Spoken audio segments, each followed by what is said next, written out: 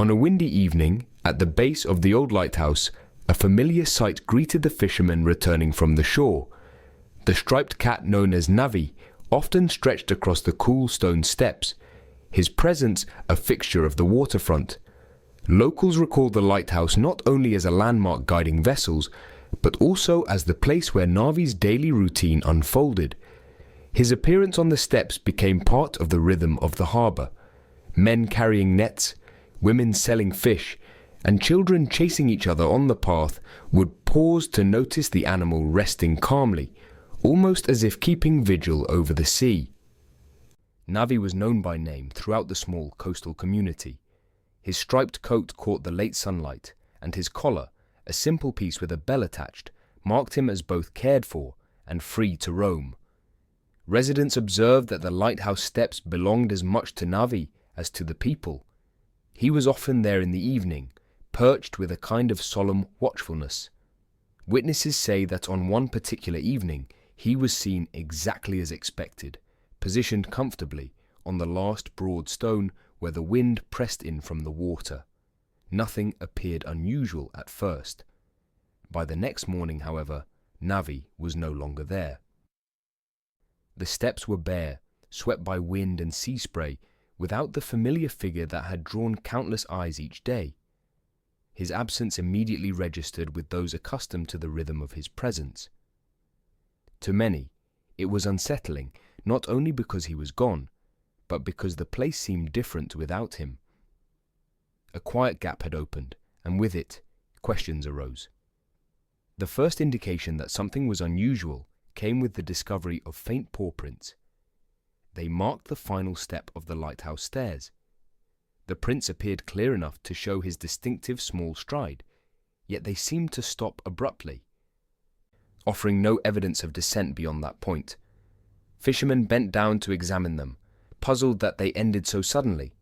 There was no trail continuing down the rocks, no pattern leading back up toward the village, no marks washed along the side path. The prints stood alone, an incomplete trace that deepened the sense of mystery. In the accounts gathered afterward, two details emerged in contrast. Some residents recalled hearing a bell ring faintly during that night. It was described as a small, sharp sound, consistent with the jingling of Navi's collar as he moved. For them, the sound seemed to confirm that he had been active, shifting or pacing, even if unseen. Others, however, insisted that the evening carried no such sound. They described silence instead, a silence heavy enough to remember. In their telling, the night was marked by absence rather than presence, by stillness rather than movement. These conflicting recollections created one of the earliest divides in how the story would be told. The collar itself was never recovered. This absence became one of the central puzzles. People who saw Navi daily noted its disappearance with particular emphasis. The collar had always been there, an everyday marker of the cat's place in the village, its faint jingle part of his identity. Its sudden removal raised questions that could not easily be answered. Did the collar come loose naturally, carried away by wind or tide? Was it removed by someone intentionally, a hand unclasping the small fastener? Or had Navi slipped it in the course of a struggle with forces unseen at play? The fact that the collar was missing, and that it was never found in the surrounding area, ensured that it remained a central detail. This single fact, the absence of the collar, gave rise to speculation. For some, the explanation remained natural, a possibility that Navi had ventured too close to the water, perhaps falling into the sea.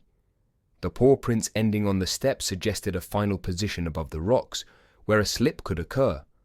For others, however, the collar's disappearance suggested something darker. If someone had removed it, then Navi's vanishing was no accident. Instead, it could indicate deliberate involvement, an action taken by another hand. The unanswered question of the collar became a thread pulling the community into years of uncertainty. People noted the detail again and again in retellings. The missing object seemed to symbolize more than the cat's absence. It became proof that something did not fit, that an explanation remained out of reach. The collar transformed from a simple accessory into an artifact of speculation, even though it was never recovered. In this way, the case of Navi's disappearance did not fade immediately. Rather, it took root. Over time, as months turned into years, the absence of evidence gave way to memory itself becoming evidence.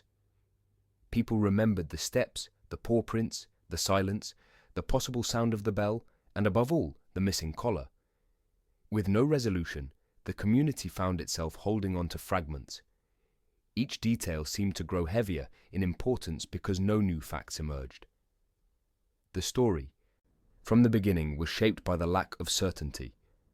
What remained clear was that Navi had been seen one evening, exactly where he always was, and by the following morning, he was gone.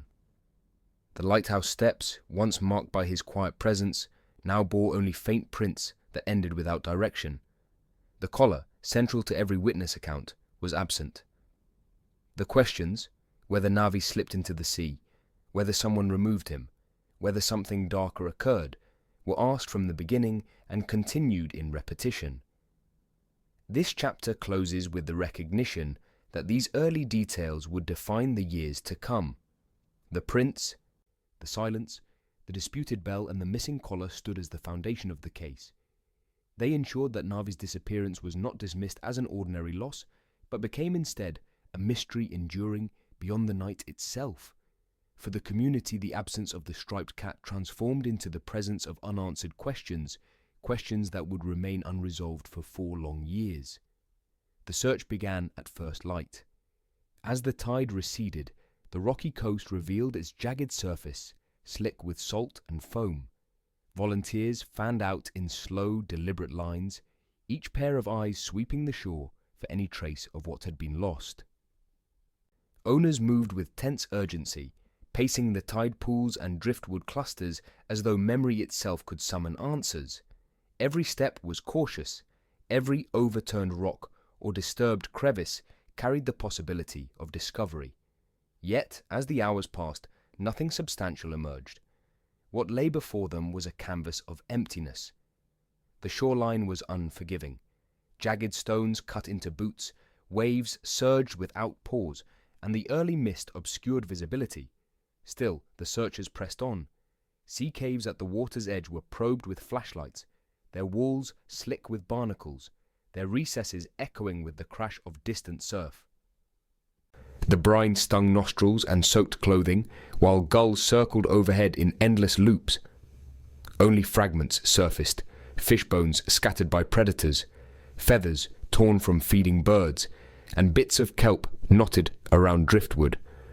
To the untrained eye, these might have suggested violence, but to those who searched, they offered no connection. They were the shoreline's common debris, indifferent, meaningless, and cruelly silent. Among the accounts collected during those days, one testimony stood apart. A fisherman claimed he had seen a figure carrying a crate along the bluffs on the night of the disappearance. His words carried urgency. He described the figure's silhouette against the moonlight, moving slowly, balancing weight across uneven rock. Yet when relayed to the authorities, his account was deemed unreliable. The term used was misremembered, a polite dismissal that underscored doubt. With no physical evidence to anchor his claim, the story drifted into the background. What might have been a lead was instead catalogued as rumor. That dismissal weighed heavily on the community. Without solid evidence, theories flourished. Some residents whispered of drowning, a simple accident in unpredictable waters. Others imagined an animal attack, pointing to the scattered bones as signs, even if no direct proof connected them. Another possibility, darker still, was theft. To accept that possibility meant believing a deliberate hand had intervened, someone willing to remove what belonged to another. Each theory reflected more about those who voiced it than about the truth itself. Division spread quietly. Conversations that once carried routine warmth now bent toward suspicion. The shoreline became more than geography. It became a stage where competing explanations collided. Each tide washed away footprints before they could be studied. Each gust of wind erased scent, and each crashing wave blurred the memory of what had happened. The lighthouse at the point, once a beacon of safety, took on a different meaning. With every impact of surf against its base, it seemed to toll, a reminder of unanswered questions. To some, it was the ocean itself on trial, its depths accused of concealment. To others it was a shield, covering tracks not of nature, but of human intent. What lingered most was absence.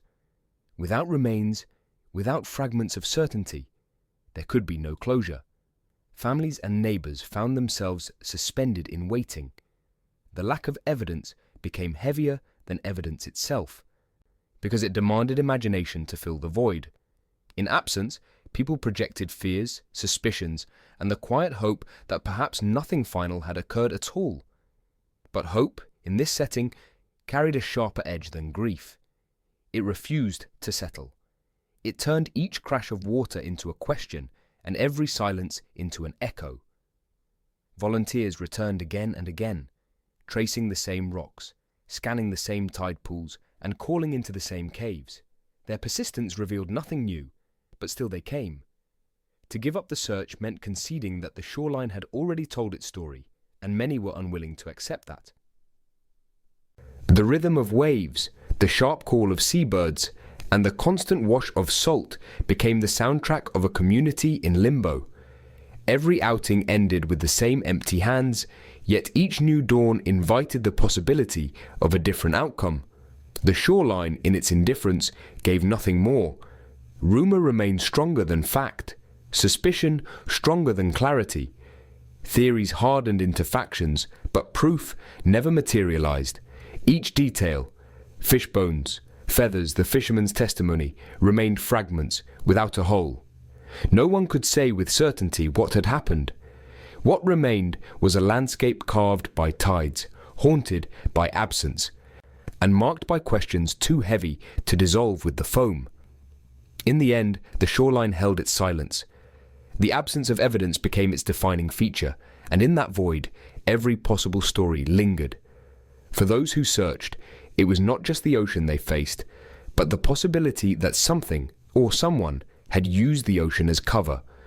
And until certainty arrived, every wave that struck against the lighthouse was heard as accusation, suspicion, and unanswered truth. The investigation reached a turning point when focus shifted from the shoreline and surrounding cliffs to the lighthouse itself. Until this stage, the building had been treated more as a backdrop than a potential stage for disappearance. The spiral stairs of the tower were familiar to locals and visitors alike, but beneath them, tucked behind heavy doors, lay a series of storage rooms that had gone largely unnoticed. Caretakers admitted that several of these rooms had not been opened in years, their contents gathering dust, their locks stiff with rust. What had seemed unimportant background detail suddenly took on sharper relevance when questions about Navi's last known movements were reconsidered. If she vanished on or near the steps, the tower's interior could not be overlooked. When searchers pushed open the first door, the atmosphere was heavy, the air stale and tinged with the smell of damp wood. Within the dim light, feed sacks lay scattered, many torn at the edges. Some bore marks suggesting more than ordinary wear. Along the wooden walls, faint claw scratches could be discerned. They were shallow but deliberate, as though an animal had tried to push its way outward. Investigators paused, aware that the markings introduced a haunting suggestion: containment. The room did not yield blood, fur, or any remains, yet the implication was strong. It raised the possibility that Navi had been confined here, at least temporarily, before being removed. That possibility transformed the tower from a landmark into a suspected crime scene. The discovery of the feed sacks added another dimension. Stored for caretakers' use in maintaining animals and supplies, they had deteriorated naturally in many cases. Yet some appeared freshly disturbed, with fibers frayed in ways consistent with being clawed or shredded. The juxtaposition of the sacks and scratches created an unsettling narrative, though still circumstantial. For investigators determined to locate tangible evidence, this was both a breakthrough and a frustration. Nothing conclusive tied Navi to the space, but nothing ruled it out either. Attention soon turned to records kept at the lighthouse. Visitors often signed a log when entering, a practice intended for safety and accountability in case of accidents. Among the names dated around the night of Navi's disappearance was a curious entry. It bore only a single initial, J. No address, no surname, no identifying detail accompanied it. The signature stood alone, almost dismissive in its brevity. Was this omission casual, the act of a passing tourist reluctant to leave more information? Or did it signify an effort to conceal identity? Investigators could not ignore the coincidence of timing. The log placed this J at or near the tower at the critical hour when Navi was last seen. Questions arose quickly. Who was J? No regular caretaker matched the entry, nor did staff recall a guest using that initial. Interviews with locals produced vague recollections of an unfamiliar man seen near the tower that week. Some described him as solitary, lingering, more than usual, yet none could provide a detailed description sufficient for identification. The possibility emerged that J might have been connected not to ordinary tourism, but to something more deliberate. His presence aligned with the timeline of Navi's disappearance, and the lack of additional information deepened the mystery. For investigators, the challenge lay in balancing possibility with proof. The scratches, the feed sacks, and the logbook signature painted a suggestive picture, yet each element lacked the definitive weight needed to establish causation. The wooden walls could have been marked by any number of animals over years. The sacks might have torn naturally. The log entry might have represented nothing more than a careless visitor unwilling to share personal details. But taken together, these fragments refused to be dismissed. They pointed toward the lighthouse not as passive scenery, but as a structure intimately connected to the unfolding case. The reframing of the site carried significant consequences. It redirected resources toward a full forensic sweep of the tower, from the basement storage rooms to the lantern gallery above. Every surface was examined for hair fibers, traces of blood, or latent fingerprints. Ultraviolet light was applied to the wooden panels, while samples of dust and residue were collected for analysis. Though results were largely inconclusive, the act of testing itself underscored the seriousness with which investigators now regarded the building. The tower, once a symbol of guidance for ships, had become a chamber of uncertainty, casting shadows not only across the water, but also across the search for Navi. The presence of J in the records continued to haunt the inquiry. Detectives attempted to trace the entry through nearby lodging registries, ferry passenger manifests, and coastal transportation logs. Each attempt came up empty. Without a full name, the task bordered on impossible. Still, the question lingered. Had Navi encountered this man? If she had, was his appearance at the lighthouse coincidental, or was it central to her disappearance? Each unanswered question expanded the scope of the investigation, complicating a case that already resisted easy explanation. What remained undeniable was the shift in perception.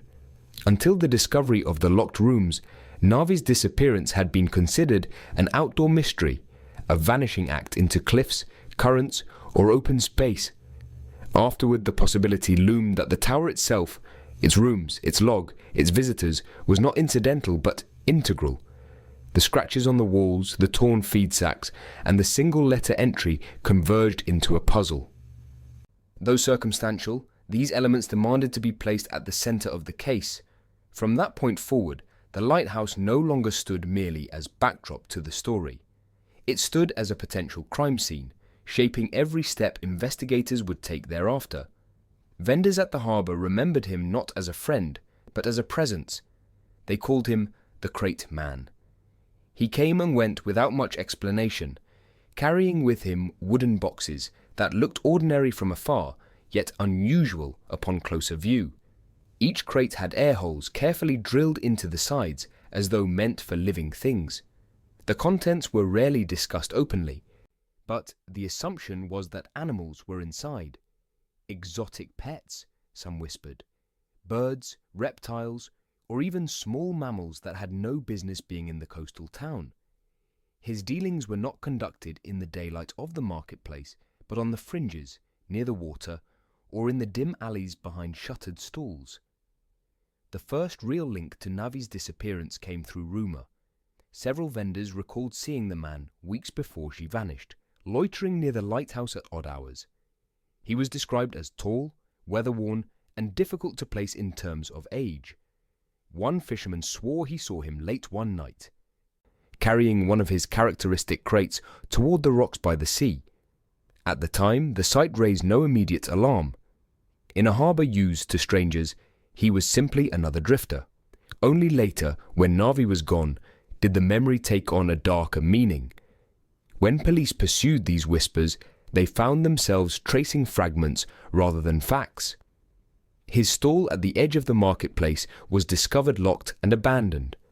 A padlock sealed the doors, rust gathering on the metal, as if it had been shut for weeks. Inside there was nothing.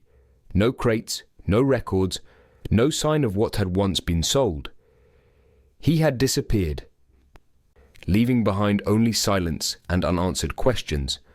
Authorities searched for paperwork, permits, or sales slips, but nothing tied him directly to Navi. His business was as transient as he was. Still, his shadow lingered. Every retelling of the story seemed to magnify his role. For some, he became the central suspect, the figure most likely responsible for the vanishing. For others, he was simply a coincidence, a mysterious drifter whose presence happened to overlap with tragedy. The line between coincidence and culpability blurred as his image circulated among witnesses. The fisherman's sighting near the lighthouse matched the accounts from the vendors. Each description converged into the same figure: the man with the crates, moving at night, always at the edges of the community. The image of those boxes haunted the investigation. The holes drilled into wood suggested breathing creatures. If animals had been carried inside, then perhaps Navi had never been connected to them at all. Yet the absence of proof meant speculation filled the void. The crates became symbolic, containers of possibility, representing what might have happened and what could never be fully proven. The harbour community grew uneasy. Stories spread quickly in places where memory is collective and gossip carries weight. One vendor recalled how the man had once offered to sell a brightly coloured bird, the kind no one had seen before in the region. Another remembered how he always handled the crates with care, never letting them sit in the open for long. These details, though small, added to the aura surrounding him. He became larger in memory than he had ever been in life, an echo of suspicion magnified by repetition. Investigators attempted to track him. Old addresses led nowhere. Names associated with his stall proved false. Each document trail ended in a dead end, as though he had built his existence to vanish at will. He had left no forwarding information, no connections that could be pulled into the present. The only anchors to his identity were the recollections of those who had seen him. Yet memory is fragile, and each telling altered the shape of the man, rendering him both vivid and uncertain. The lack of hard evidence left the case suspended. Without records, objects, or testimony directly linking him to Navi, there was nothing actionable in a court of law. The investigation recognized him as a person of interest, but not as a suspect who could be charged.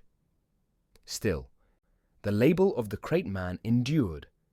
His absence was as loud as his presence had once been. Over time, his figure became inseparable from the narrative of Navi's disappearance. Even when other leads emerged, even when other possibilities were considered, the crate man remained. His story was told beside hers, a parallel line that might intersect but never confirmed. In the minds of vendors and fishermen, he loomed as a cautionary figure, Strangers carrying crates with air holes were no longer overlooked. Every traveller passing through the harbour was regarded with sharper eyes. Every container viewed with suspicion. The police files recorded him in minimal detail. Unidentified male, possible vendor, last seen near Lighthouse. That was all the paper contained. Yet outside those files, in the community's collective memory, he carried far more weight. He had become a name without a name, an identity made of absence, a suspect who existed primarily in the imagination of those who wanted closure. The question remained, was he coincidence or culprit? No definitive answer followed. He existed on the border between suspicion and myth, a man whose presence fit the gaps but never the evidence. For Navi's case, that distinction mattered. Without proof, he could not be pursued further. Without his reappearance, no new facts could be drawn. The whispers, however, endured. To this day, those who remember the harbour during that time still recall the sight of him moving along the edges, carrying crates into the night, disappearing toward the sea. His figure became a permanent part of the disappearance story. Whether guilty or innocent, his role was sealed in the narrative. The crate man would always loom larger than the waves themselves, not through fact, but through the resonance of memory. 4 years after Navi's disappearance, the coastal community had largely grown silent about the case. Leads had dried up, and official investigations had slowed to an almost imperceptible crawl. Records remained archived, photographs filed, and those who had once spoken freely about the cat's vanishing now mentioned it only in passing. Yet on a windswept afternoon, that quiet was broken. A lone hiker, making his way along the jagged cliffs that bordered the sea, spotted something unusual. At first it seemed a trick of light, a reflection from a tide pool. But as the sun shifted, the glimmer held, metallic and deliberate, shining against stone. The hiker climbed closer, drawn by the glint. Wedged firmly in a narrow crevice lay an object dulled by time and exposure, but still recognizable. It was a small bell, fixed to a frayed strip of collar leather. The metal showed the unmistakable signs of years spent in harsh weather, streaked with rust, yet the outline remained intact. The hiker retrieved it carefully, brushing away sand and grit. The bell gave a faint rattle, hollow and thin, but its identity could not be mistaken. It was Navi's collar, last seen on her the evening she disappeared. The discovery reverberated instantly. The collar had not been lost to the ocean, as many had supposed. It was not scattered among debris washed ashore. Instead, it had been lodged securely between the rocks, almost hidden, as if deliberately placed or tightly jammed during some crucial moment. Its condition raised pressing questions. How could such an item survive years of storms, tides, and coastal erosion, unless it had been wedged so deeply that the elements could not dislodge it? The improbability of its endurance transformed the finding into more than coincidence. It demanded explanation. News of the find spread rapidly, carried first by word of mouth, then by local outlets, and soon reigniting wider attention. For 4 years, silence had surrounded Navi's name, but now the collar transformed the narrative. The initial theory of an accidental fall into the sea no longer aligned with the evidence. If the collar appeared inland, lodged among rocks high above the reach of waves, then Navi must have been alive long enough to lose it there. That single detail altered the framework of the entire case, moving it from a narrative of natural misfortune to one shaped by human or deliberate action. Investigators revisited their files, old maps were pulled again, and diagrams of the coastline re-examined. The collar was logged as physical evidence, preserved and documented with new photographs. The hiker's testimony was recorded with precision, noting the date, the time, the exact location, and the manner of discovery. The rust on the bell suggested exposure, not complete ruin. Though weathered, it bore the marks of intentional positioning. it seemed unlikely to have washed up naturally. That observation entered into the record, gave new life to what had once been dismissed. Why had the collar appeared after such a long absence? The timing became central. If Navi had disappeared years earlier, why did this remnant surface now? And why in that specific place? Speculation circled around the idea of human involvement, but the documented facts held focus. The collar existed. It survived storms. It was found inland. Its presence shifted perspective from accident to intention. Each word of the official summary highlighted that subtle but crucial transformation. The effect on the community was immediate. Those who had resigned themselves to uncertainty now found their emotions stirred again. Shopkeepers who remembered the cat's presence recalled details once set aside. Neighbors spoke of sightings once trivial, now reconsidered differently. Even those who had insisted the case was closed found themselves wondering whether more had always lingered beneath the surface. The collar became a symbol, proof that absence did not erase history, and that fragments of truth could still emerge after silence. Media coverage amplified the implications. Reports emphasized the improbability of the find, the resilience of the object, and the suggestion it carried. Commentators framed it as a silent testimony. Navi had not vanished instantly at sea. She had moved inland, at least briefly, long enough for the collar to separate from her body. The idea was simple, yet profound, altering the way both investigators and the public understood the timeline. Accident no longer felt sufficient. Intention became a legitimate possibility. As the narrative shifted, so did the inquiry. The collar's discovery did not close the case, but it reopened avenues thought exhausted. Evidence, once overlooked, gained new relevance. Witness statements long archived were read again with closer scrutiny, and it began with one hiker, pausing to investigate a glint of metal on a lonely cliff. What he uncovered ensured that Navi's disappearance was no longer a story of quiet loss, but of renewed mystery shaped by one rusted find. That is how the case, dormant for 4 years, regained urgency. The collar became more than an artifact. It became testimony of survival, however brief, and of circumstances more complex than the sea's silence suggested. And with that, the investigation turned once again, compelled by evidence that resisted the tide of time. The bell collar was finally placed under laboratory scrutiny. What had once been a simple everyday accessory of a striped cat now lay beneath magnification, transformed into the central artifact of a 4-year mystery. To investigators, it was no longer just a collar, it was a potential witness. Its fibers and scratches a record of unseen contact.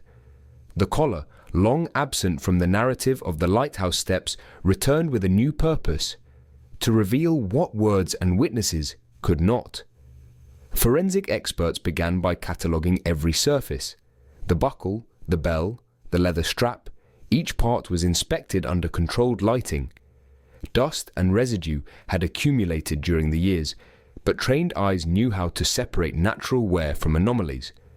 The first significant discovery came not from the metal itself, but from what clung to it. Tiny fibers, stubbornly caught in the buckle's grooves, were lifted and analyzed. These fibers did not match the cat's bedding, nor any material familiar to the home where Navi had once slept. Instead, the strands showed characteristics consistent with canvas, coarse in weave and dull in color. The comparison to shipping sack material was immediate. Such sacks were common in coastal trade, used to transport grain, feed, or salted fish. Their fibers carried a distinct texture, one unlikely to appear naturally on the collar of a cat whose daily haunts were stone steps and village pathways. The implication was clear. Navi's collar had come into contact with something foreign, something belonging not to domestic space but to commercial handling. The next discovery centered on the metal of the bell. Corrosion patterns revealed traces of rust intertwined with salt residue. At first glance, these details seem to support the long-debated drowning theory. Salt could suggest seawater exposure and rust could signal moisture damage, but the forensic team noted the subtleties. The corrosion was shallow, limited, and uneven. It spoke not of prolonged immersion, but of brief, partial contact. True submersion in seawater would have left deeper, more uniform degradation. The evidence instead suggested that the collar had been near salt air, possibly splashed, but never dragged under the waves. This finding eroded the drowning theory further, reinforcing doubts already seeded years earlier by the abrupt ending of paw prints on the Lighthouse Steps. Attention then turned to the bell itself. Under magnification, experts documented scratches running in deep, irregular lines across the metal surface. Ordinary wear, caused by movement, produced light abrasions, consistent and shallow. These marks, however, cut far deeper. They appeared as if something metallic had been pressed or dragged against the bell with unnatural force. The scratches stood out not only in depth, but in pattern. They were angled and layered, incompatible with the casual motion of a cat running or playing. The bell bore scars of contact with a harder object, a circumstance raising immediate suspicion. Each fragment of evidence, fibers, rust, salt, scratches, was pieced together to form a narrative. The collar had been removed, held, or manipulated in conditions foreign to Navi's daily environment. The contact with canvas suggested containment. The superficial salt traces pointed to limited exposure near seawater, not the fatal plunge once speculated. And the deep scratches revealed interaction with metal, not the ground or stone of the Lighthouse Steps. Together, these findings suggested captivity. The word carried weight. Captivity meant intention. Captivity meant that Navi's disappearance was not random, not accidental, and not the result of natural misfortune. The conclusion did not yet identify who was responsible, but it narrowed the possibilities. An unseen actor had intervened. A human hand had placed Navi in contact with shipping materials, had pressed metal against the bell, and had allowed only limited exposure to salt water. The forensic analysis dismantled earlier theories and shifted the investigation toward deliberate action. As the report circulated, investigators revisited old testimonies and records. One name resurfaced with striking consistency: the crate man. He had been whispered about in the market, noted in connection with cages, shipments, and animals not native to the village.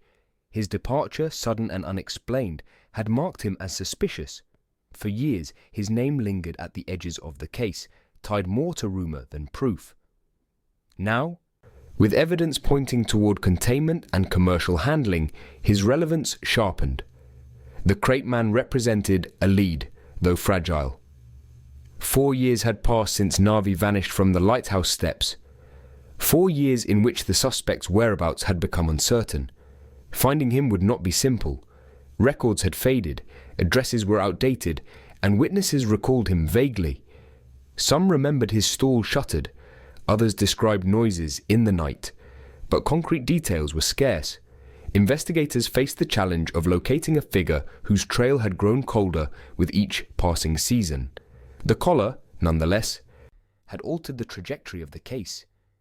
What had once been speculation now bore forensic weight. The evidence reframed the story. Navi had not simply slipped into the sea. He had not merely vanished into silence. The collar, with its canvas fibers, shallow rust, salt traces, and unnatural scratches, pointed to handling that could not be dismissed. It stood as proof that the disappearance carried the hallmarks of captivity, not chance. By the close of analysis, the investigators understood the gravity of what lay before them. A striped cat, once seen as a companion of the Lighthouse Steps, had become the subject of a case involving deliberate human intervention. The forensic traces on metal had transformed a local mystery into a matter of evidence and accountability. The crate man's name, once mentioned in whispers, now stood at the center of the file. But the collar could not say where Navi had gone. It could not reveal what transpired in the moments after its removal.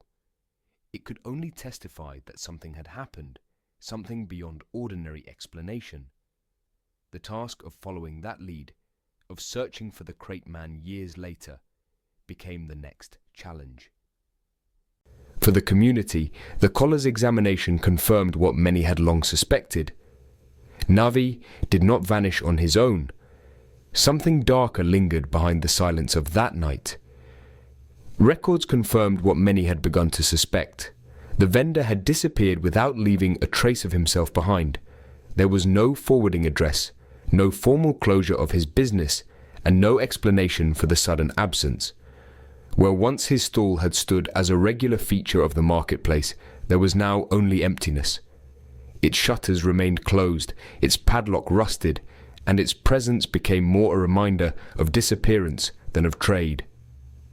Authorities catalogued the scene, and what they found gave rise to troubling questions. Inside the cleared stall, remnants of his operations remained. The documents collected included receipts, invoices, and slips of transaction, most of them tied to the shipment of exotic birds.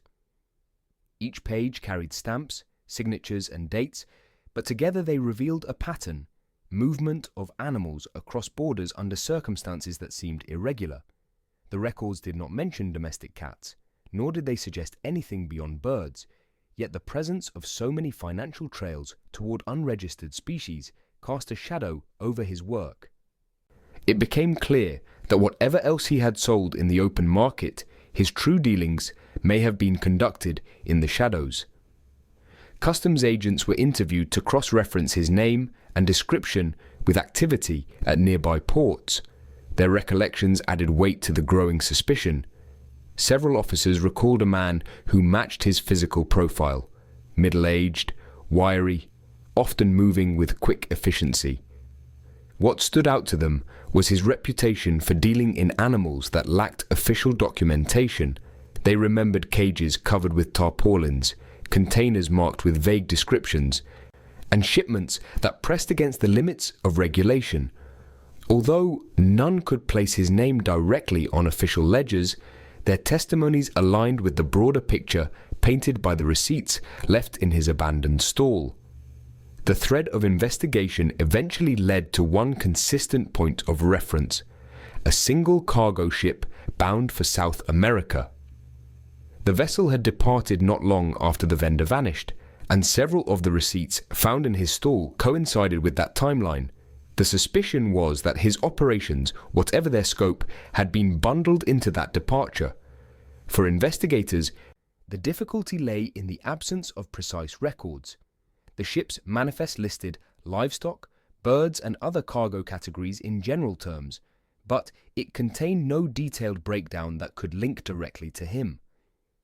The possibility that unregistered animals had been included without acknowledgement remained, but it could not be proved by paperwork alone. Among the missing pieces was the name Navi. In local recollections, Navi was the cat at the center of suspicion, the one tied emotionally and narratively to the vendor's absence. Yet, in official records, no trace of Navi appeared. Investigators asked the obvious question: who records a house cat?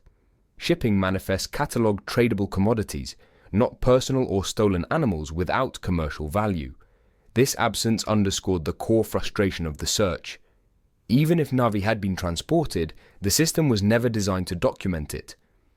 The gap between lived memory and bureaucratic record became a chasm investigators could not cross. This gap forced authorities to broaden their perspective. The disappearance of the vendor was no longer seen only as a question of market dealings, but as a potential thread within a wider network of smuggling. The receipts hinted at patterns larger than a single individual. The customs agent's testimonies suggested a method of operation, one where legality was a facade, and true profits came from bypassing regulation. The cargo ship, though singular, became a symbol of how easily animals could vanish into international trade. Navi's absence, though personally devastating, stood as part of a pattern that implied something much larger: the deliberate concealment of life within containers that left ports under incomplete oversight. For the community left behind, this shift in narrative was unsettling. At first, the search had been about a missing pet. It carried emotional urgency, but it was local, grounded, and small in scale. With the vendor's disappearance, the case expanded. It was no longer only about one cat. It was about proof that animals of many kinds were being moved illegally through their port. To prove smuggling meant confronting networks, not individuals. It meant stepping into a world of secrecy, bribery, and fragile enforcement. The vendor had become not just a person of interest, but a symbol of something systemic. The stall he left behind remained frozen in memory. People walked past and whispered, each conversation circling around the unanswered questions. Did he flee because of guilt or because of fear? Was the cargo ship his escape, or simply a convenient coincidence? Without him present, answers remained speculative. The receipts hinted at illegality, the customs agents recalled his presence, and the cargo ship became a likely vessel, but certainty remained elusive. For investigators, the task was to hold these fragments together and search for coherence where proof seemed always just beyond reach. The shoreline of suspicion widened with every new detail. Each lead ran cold, and each record ended abruptly, but the cumulative weight suggested intent. The absence of Navi's name on any document did not erase the possibility that Navi had been taken. Instead, it underscored the difficulty of linking emotional truth to institutional evidence. In this way, the search became dual. One pursuit aimed at recovering a single missing animal, and another at exposing a network that profited from invisibility. The vanished vendor stood at the center of both pursuits, and until he was found, every unanswered question traced back to his stall, his receipts, and the cargo ship that had slipped beyond the horizon. Detectives shifted focus from the lighthouse toward broader systems of trafficking that might explain the clues already uncovered. The presence of wooden crates, torn feed sacks, and faint claw markings echoed patterns documented in wildlife smuggling cases. International enforcement agencies had long warned of intricate networks operating quietly along coasts, moving animals across borders through improvised methods. These cases revealed how ordinary supplies, sacks of feed, timber boxes, even small collars fitted with bells, were adapted as tools for concealment. For investigators struggling to trace Navi's path, the parallels proved difficult to ignore. Reports from customs records highlighted recurring techniques. Smugglers often repurpose farm materials, using rough feed sacks not only to line cages, but also to muffle sound and movement. Wooden crates provided rigid enclosures, while collars or straps subdued frightened animals with the illusion of familiarity. Survivors from intercepted shipments described how cats, parrots, and reptiles were forced together in confined spaces, each animal restrained in a manner calculated to minimize resistance. The resulting accounts painted a stark picture of suffering and control. Within these reports, detectives recognized uncomfortable similarities to the items found near Navi's suspected containment site. The question soon arose, could Navi have been pulled into such a network? The idea horrified locals who had once clung to the notion that the sea, unpredictable and unforgiving, might have swallowed him. That possibility, while tragic, carried a sense of natural inevitability. The alternative, that Navi had been captured, packaged, and prepared for transport, shifted grief into outrage. It implied deliberate action, human orchestration, and profit-driven cruelty. In conversations across the community, residents began to see the familiar objects, the crate, the sacks, even the notion of a bell collar, not as ordinary debris, but as fragments of a calculated operation. To explore this possibility, detectives began reviewing historical cases of animal trafficking along coastal trade routes. Enforcement archives documented seizures of shipments departing small harbors, sometimes hidden within legitimate cargo. In several cases, wooden crates disguised as ordinary freight carried live animals to distant buyers. One case described cats crammed into compartments beneath shipments of grain, their mews smothered by layers of burlap. Another involved parrots silenced with collars that restricted movement, placed alongside reptiles to maximize space. These comparisons underscored how easily a domestic cat could disappear into a system designed to exploit living beings for commerce. Interviews with wildlife officers revealed further disturbing realities. Smugglers often targeted animals perceived as unique or desirable. Unusual coloration, distinctive markings, or even the simple appeal of companionship could transform an ordinary pet into a sought-after commodity. Cats, though not traditionally high value in exotic markets, were sometimes included as novelty or barter. The possibility that Navi fits such a profile weighed heavily on investigators.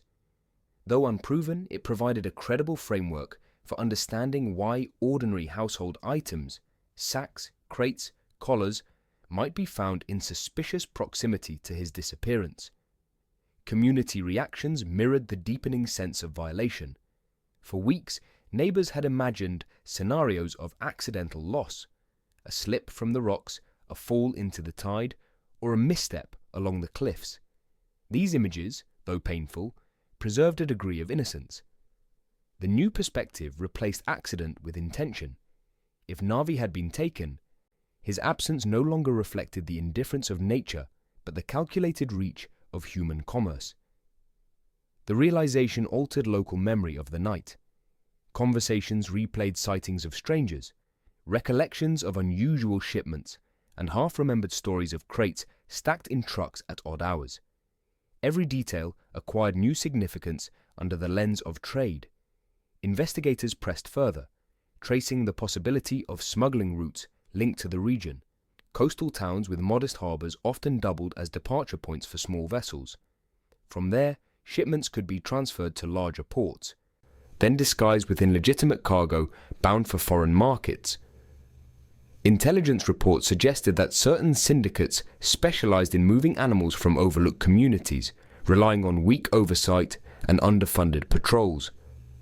For detectives examining Navi's case, this information emphasized how a single disappearance could be part of something far larger, almost invisible against the scale of international commerce. Despite the emerging framework, proof remained elusive. The physical evidence, the sacks, the crates, the claw marks, hinted at method but not at ownership. No recovered shipment directly tied to Navi.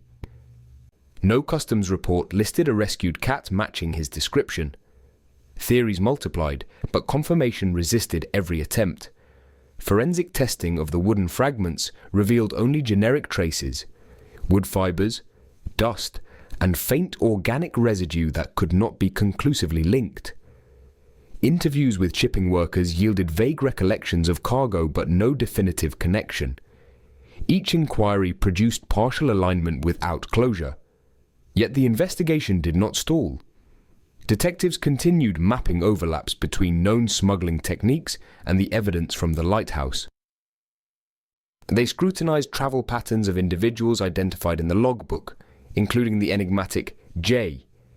Even without clear proof, the circumstantial weight pressed investigators to consider animal trade as more than a remote theory.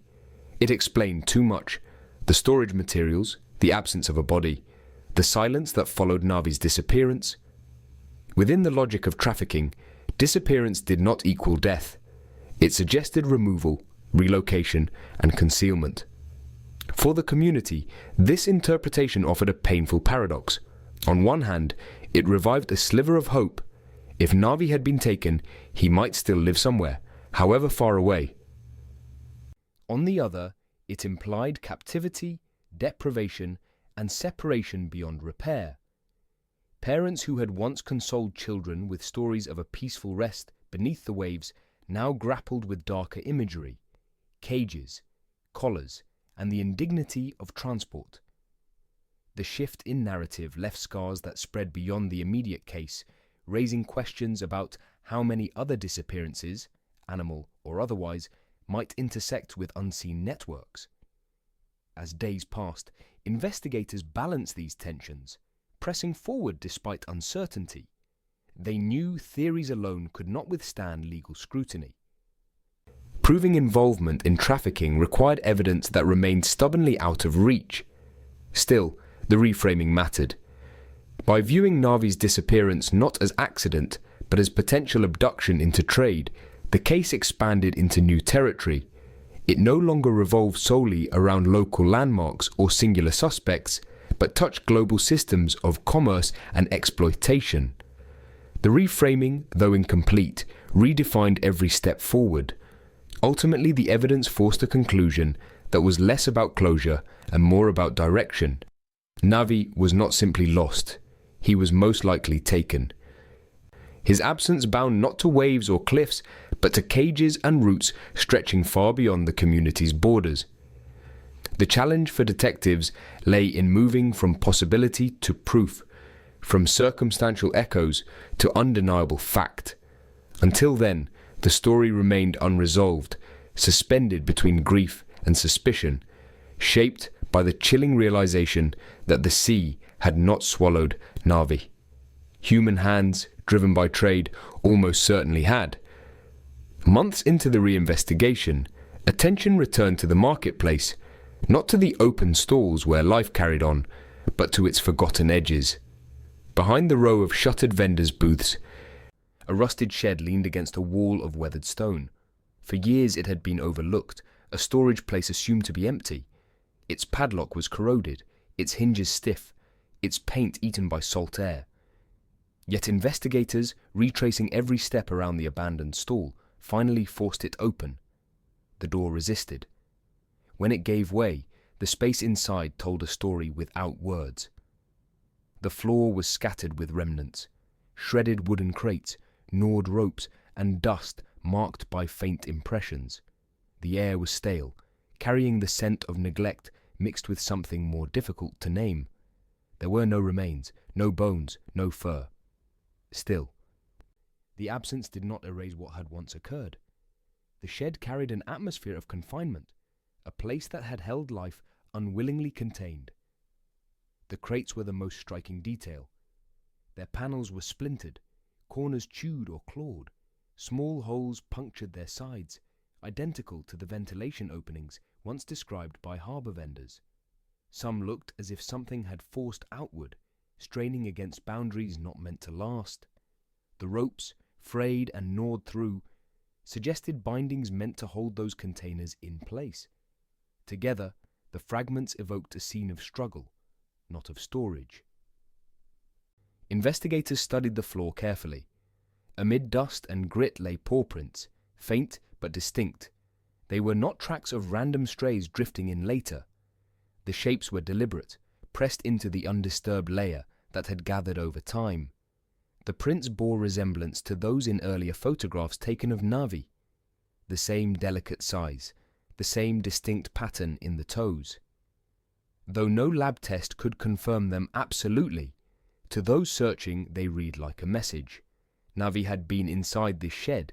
The discovery reframed earlier suspicions.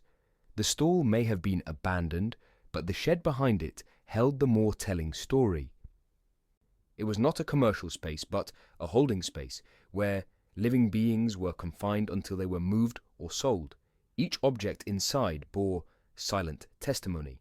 Crates once used for transport, ropes once binding boxes, paw prints once belonging to something still alive. Then came the recollection from a vendor. She remembered dimly, a fleeting sight from months earlier. The striped flash of a tail slipping through the door of that very shed. At the time she had dismissed it, assuming it was any of the countless cats that roamed the harbour. Only now, paired with the physical evidence, did her memory take sharper form. The description of stripes matched Navi's coat, the sight of the tail aligned with the paw prints still visible in the dust. The collar evidence already placed Navi within the orbit of the harbour. Now the shed reinforced that connection. Two strands converged, the tangible trace of his belonging and the spatial trace of his confinement. What remained unanswered was the state in which he had left. Alive, fighting against crates and ropes or already lost, carried elsewhere when the man known as the crate vendor disappeared. The shed became a point of fixation in the case. For investigators, it was the closest space yet to certainty. For vendors, it became an unsettling reminder of what had been overlooked. They had walked past it daily, never questioning what might lie behind its locked door. Only when forced open did the truth of its function emerge. The neglect had allowed it to hide in plain sight, a capsule of captivity at the center of ordinary life. No body was recovered, no trace of blood, no final sign to close the narrative. Yet in true crime, absence is sometimes as revealing as presence. The shed spoke to a period of containment, even if it did not speak to an ending. Its silence was heavy, echoing the broader silence of the case. In retellings of Navi's disappearance, the shed soon assumed symbolic weight. It was remembered as the place where proof nearly emerged, where the trail was visible in dust and splinters, where the possibility of answers brushed against the limits of evidence. For the community, it was no longer just a structure, it was a scene, etched with fear and memory. The question persisted. If Navi had been there, what became of him afterward? Did he escape the crates, slipping out into the night, only to vanish elsewhere? Or was he removed by the same man whose stall stood empty, transported once again to another unknown location? The evidence refused to decide. It only confirmed presence, not fate. What endured was the image, a rusted door creaking open, dust rising, paw prints pressed into the floor, a space that screamed captivity without giving closure. For those who searched, the harbour shed became the clearest glimpse of Navi's path, and simultaneously the clearest reminder of how much remained unknown. The man who had once offered only vague references to the crate vendor now came forward with more. For years, his role in the case had seemed peripheral, a witness to rumour rather than to fact. He had spoken early on about a figure who wheeled cages into the marketplace, a man known for trading in birds and animals. Yet when questioned in detail, he deflected, claiming ignorance beyond casual observation. That reticence remained the boundary of his testimony for 4 years. But with the collar's discovery, silence grew heavier. At last, he confessed to seeing more on the night Navi disappeared. The fisherman described the memory with difficulty. He said that while walking back from his boat along the dimly lit pier, he noticed the vendor crouched near a crate. The man lifted a small, striped cat by the scruff and shoved it roughly into the slatted box. The bell collar jangled faintly in the dark, a sound that fixed the moment in his mind. The fisherman recognized the markings instantly. It was the cat known across the marketplace, the one everyone called Navi. Yet in that instant he turned away, telling himself it was not his concern. He admitted he feared that speaking might entangle him in disputes he wished to avoid. Years of silence weighed on him until the collar's re-emergence. The fisherman said that seeing the evidence reported revived his guilt. The memory returned sharper than before, and he could no longer justify withholding it. His statement, recorded in official documents, described the crate's slats, the struggling animal, and the sound of metal against wood. The detail aligned with forensic findings. Fibers collected from the crate discovered in the locked shed bore resemblance to feline hair. Scratches on the wooden surface indicated confinement. The fisherman's words, at last, matched physical traces. For investigators, this confession connected scattered threads. Until now, no one had directly tied Navi to the crate.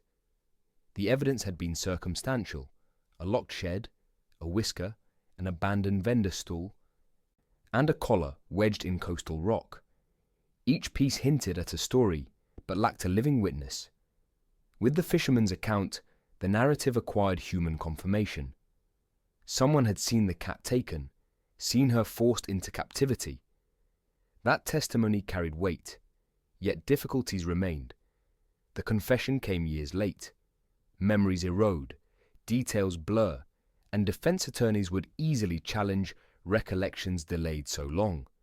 Without photographic proof, without additional corroboration, the fisherman's words could not close the case. Investigators noted the alignment of his statement with known evidence, but also recognized the fragility of memory. Still, the impact was undeniable. For the first time, evidence and a testimony converged. Why then had the fisherman stayed silent? He answered with hesitation. He spoke of fear, of the crate man's reputation as someone entangled with shadowy dealings, of his own worry that interfering would bring retaliation. He was a man who relied on the docks for his livelihood, who believed his safety depended on discretion. Silence, he said, felt like survival, but survival came at a cost. His conscience bore the weight of knowing he might have stopped the ordeal before it stretched into years. The haunting question emerged naturally. If he had spoken earlier, could Navi have been saved? The fisherman acknowledged this possibility with visible remorse. Investigators in their official reports refrained from speculation, but the narrative of missed opportunity lingered. A single testimony delivered promptly might have directed searches, redirected suspicion, and preserved evidence before time eroded it. Instead, silence allowed absence to harden into mystery. The community reacted with mixed emotions. Some expressed outrage at his delay, unable to forgive the withholding of such crucial knowledge. Others showed sympathy, recognizing the complexities of fear in a small, tightly knit environment. Whispers spread through the marketplace again, but now they revolved not around the unknown crate man alone, but around the fisherman who had chosen silence. Trust fractured. Some saw him as complicit through inaction. His confession reopened wounds as much as it offered answers. Media outlets seized on the revelation. Reports framed it as a confession tinged with regret, a delayed admission that underscored the fragile nature of witness testimony. Commentators highlighted the alignment between the fisherman's words and the physical evidence, noting how such convergence was rare in cases left cold for years. Yet they also emphasized the limitation. Confession without proof could not ensure resolution. The fisherman's words might carry moral weight, but they lacked the force of incontrovertible evidence in court. Investigators attempted to corroborate what he described. They revisited the pier, retraced the path he claimed to have walked, and measured the line of sight. His description of the crate's dimensions matched records of the wooden box found later. The sound of the bell, consistent with Navi's collar, aligned with the object recovered on the cliffside. The scratches, the fibers, and now the testimony. Together they formed a framework more coherent than before. Still, the absence of direct physical linkage to the vendor remained the critical gap. The case, once again, balanced between revelation and limitation. The fisherman's voice, belated though it was, provided the missing human element. His account breathed life into fragments, weaving them into a sequence that made sense. But sense did not equal certainty, and certainty remained the threshold investigators could not cross. In the end, the confession stood as both a gift and a burden. It advanced the story, but it also highlighted the irretrievable cost of delay. The truth he carried for years might have changed the outcome if revealed sooner. Now it lived only as testimony, useful but incomplete. The question it left behind was as heavy as the guilt he admitted. Silence had its own consequence, and once broken, it showed not only what was hidden, but also what could never be restored. The decision to reopen the file came with quiet formality. After years of uncertainty, the investigation that began with a striped cat on the Lighthouse Steps was officially reclassified. Authorities now labeled it an animal trafficking case, a term that carried weight and consequence. What had once been dismissed as an isolated disappearance gained new context. The reopening marked both acknowledgement and escalation. Navi's absence was not unique, but potentially part of a larger pattern of exploitation. The move followed a sequence of findings that had accumulated slowly but steadily. Forensic results on the collar had undermined the drowning theory and pointed toward deliberate handling. Local testimonies about the crate man continued to resurface. Most decisively, emerging records revealed similar incidents along the coast, suggesting connections that could no longer be ignored. By the time officials met to review the evidence, the choice was clear. The case could no longer remain closed. Reopening the file initiated a broad response. Flyers were printed and distributed, not only within the village but across neighboring ports. The familiar image of Navi, striped coat, and calm eyes appeared on posters pinned to notice boards, dock posts, and market walls. The flyers described his disappearance and requested information. Though years had passed, investigators understood that even a late lead could prove critical. The image of a single cat now symbolized something more, a search for evidence of trafficking routes hidden within everyday commerce. Authorities extended the scope further. Ports were notified directly, with officials briefed on the possibility that cats, among other animals, were being smuggled through concealed shipments. Rescue networks, both local and regional, received alerts describing Navi's case and urging vigilance for similar patterns. In these communications, the details of the collar, the paw prints, and the suspect figure, known as the crate man, were included. Each organization was asked to monitor for signs, animals arriving injured, shipments unaccounted for, or crates abandoned along coastal supply lines. Despite these efforts, no living trace of Navi surfaced. The search, while expansive, produced silence in the form of absence. No witness came forward to claim sight of the striped cat. No port official identified a shipment that matched his description. No rescue group reported a recovered animal bearing his markings. The lack of direct discovery pressed heavily on the investigation. The absence itself became part of the evidence, emphasizing how complete his removal had been. What did emerge, however, were patterns. As investigators sifted through reports and records, they began to recognize echoes of Navi's disappearance. One case after another suggested smuggling routes where animals vanished mid-transport. Cats intended for private buyers never reached their destinations. Crates logged at departure ports disappeared without record of arrival. The missing shipments left gaps in manifests, holes in accounting, and unexplained silences in trade. In several coastal towns, collars were discovered discarded, often in places where shipments were loaded or unloaded. Some bore bells, some were plain, but all had one thing in common. They no longer encircled the animals they once belonged to. Each collar carried scratches, stains, or traces of handling inconsistent with ordinary wear. For investigators, the repetition was striking. The details matched the findings from Navi's own collar, creating a chain of similarities too strong to dismiss. The realization deepened. Navi's disappearance was not an isolated tragedy, but part of a larger web. Each discarded collar, each vanished crate, and each smuggled cat pointed toward organized activity. The contours of animal trafficking revealed themselves gradually, not in dramatic breakthroughs, but in accumulating fragments. Every new report added another line to the network, mapping routes and methods hidden in plain sight along the coastline. The reopening of the case brought with it a dual effect. For the community that had lived with unanswered questions for years, the development confirmed suspicions that Navi's absence was not natural. Their memories of the Lighthouse Steps, the abrupt paw prints, and the missing collar gained validation. For investigators, the case shifted from local inquiry to part of a larger enforcement challenge. Navi became both a victim and a symbol, his story representing dozens of similar losses spread across regions. Authorities began coordinating with broader agencies.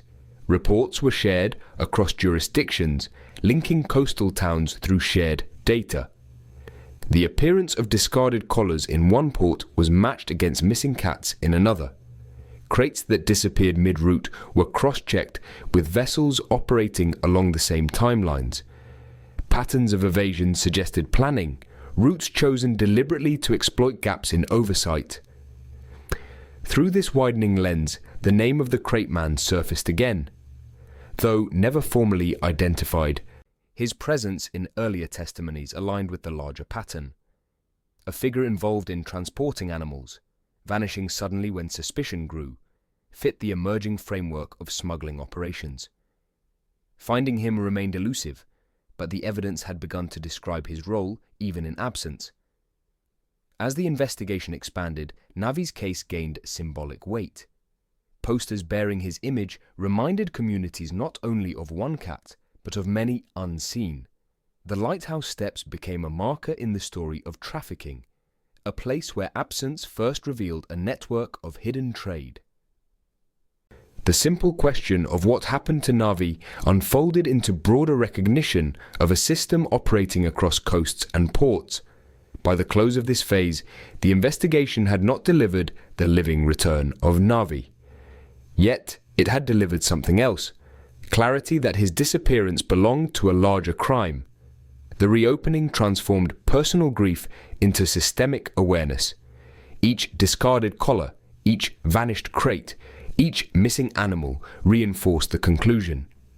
Navi's story, unresolved though it remained, had become a key thread in exposing a web of trafficking far greater than one coastal village. Years passed, but the Lighthouse Steps never returned to ordinary stone. What once had been weathered slabs, leading from clifftop to sea's edge, became something else entirely. They became a shrine, where visitors once climbed to look out at the horizon or descend toward tide pools. They now paused, their attention caught by offerings left in memory.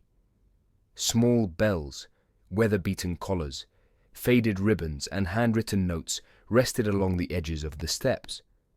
Some were tucked carefully into cracks between stones, others dangled from the railings, chiming faintly when struck by wind. The place carried silence and resonance together, a reminder that memory could outlast certainty. At the center of it all was Navi. Though no body had ever been recovered, the absence itself had become a story too large to forget. The only physical trace that surfaced over years of searching was a single collar, discovered wedged among the rocks near the base of the lighthouse. Salt-stained and frayed, it was proof and puzzle at once. Was it lost in struggle, carried by current, or placed there by some unseen hand? No one could say for sure, yet it stood as the one tangible relic, grounding the community's grief in something they could touch, even as questions remained unresolved. Those questions endured through generations of retelling. Was Navi lost to the sea, swept under by waves too strong to resist? Or was Navi sold abroad, carried in the shadows of illegal trade, bound for destinations unknown? Some entertained a third possibility, quieter but no less compelling, that Navi had somehow escaped, slipped free from captivity, vanished beyond sight, and lived unseen in distant landscapes. None of these theories could be confirmed. Each possibility carried its own weight, its own reflection of fear, suspicion, or fragile hope. In their uncertainty, the people of the town found themselves bound to perpetual wondering. The unresolved nature of the case became its defining element. Official records closed without resolution, reports gathered dust in archives, and investigators moved on to new duties. Yet, in the community, the case never faded. Instead, it transformed into something larger than its immediate facts. The story of Navi became a warning, a parable woven into everyday practice. Neighbors who once left animals to roam freely now guarded them closely. Collars were double-checked, gates reinforced, and watchful eyes followed every unfamiliar crate brought through the market. Suspicion became habit. The lessons of absence translated into vigilance. The lighthouse, long a guide for sailors, assumed a second role as symbol, its beam, sweeping across the waves, became associated not only with navigation, but also with remembrance. Each crash of surf against its base was heard differently after Navi's disappearance. For those who left offerings on the steps, it was as though the building itself carried memory within its stones. Children were told stories on stormy nights, not of shipwrecks, but of a missing cat whose presence lingered even without return. The lighthouse became less about warning ships of rocks and more about warning people of shadows close to home. Ceremonies, informal yet steady, developed over the years. Families visiting the coast would pause on the steps, placing small tokens for Navi. Travelers passing through, hearing fragments of the story, added their own marks. Bells multiplied along the railing, collars accumulated in quiet stacks, and over time, the shrine grew into something both personal and collective. It was not organized by any institution. There were no plaques or official recognitions. Instead, it thrived in the absence of formality. Memory itself was the only authority. The transformation of the town was measured not only in rituals, but in attitudes. Markets that once bustled with unchecked trust now moved with caution. Shipments that once passed unquestioned drew sharper eyes. Where suspicion had once been whispered, it was now openly voiced. The disappearance of Navi had shown the fragility of community security, and the people refused to be caught unguarded again. A single cat's absence, unresolved and unexplained, had altered the character of an entire place. Yet through this vigilance, grief remained. Absence, even when given meaning, never truly closed. The shrine on the steps reflected this. Each bell left there represented a hope that had not been fulfilled. Each collar, a bond severed too soon. To some, leaving these tokens was an act of mourning. To others, it was a way of keeping the story alive, ensuring that Navi would not be reduced to a forgotten case file. In every instance, it was acknowledgement that memory can endure even when answers do not. As the years continued, new generations encountered the shrine without direct knowledge of the case.